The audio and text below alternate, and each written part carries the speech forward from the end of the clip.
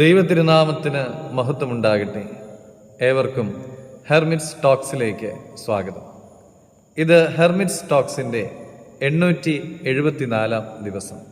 ഇന്നത്തെ പ്രഭാത ചിന്ത 1 രാജാക്കന്മാർ 19 അധ്യായം 5 തിരുവചനമാണ്.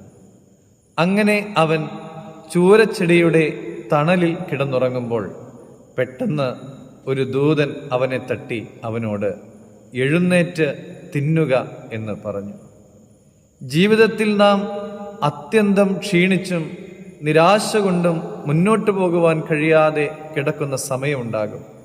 പലർക്കും പല കാരണങ്ങളാകാം. ഏലിയാവിൻ്റെ ജീവിതത്തിലും അത്തരമൊരു ക്ഷീണിച്ച അവസ്ഥയിലാണ് ദൂതൻ തട്ടി എഴുന്നേൽപ്പിക്കുന്നതും എഴുന്നേറ്റ് തിന്നുക എന്ന് പറയുന്നതും.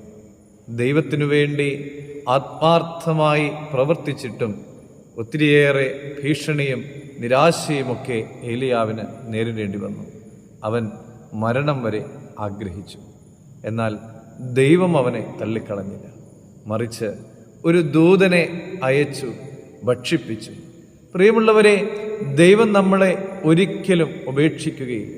നിന്റെ ജീവിതത്തിലെ തളർച്ചയുടെ മേഖലകളിൽ ഞാൻ കൂടെയുണ്ട്, എഴുന്നേൽക്കുക എന്ന് പറയുന്ന ദൈവ ശബ്ദത്തിനായി നമുക്കും കാതോർക്കാം. അതിനുള്ള ഭാഗ്യം തമ്പുരാൻ നൽകട്ടെ. ദൈവം എല്ലാവരെയും അനുഗ്രഹിക്കട്ടെ.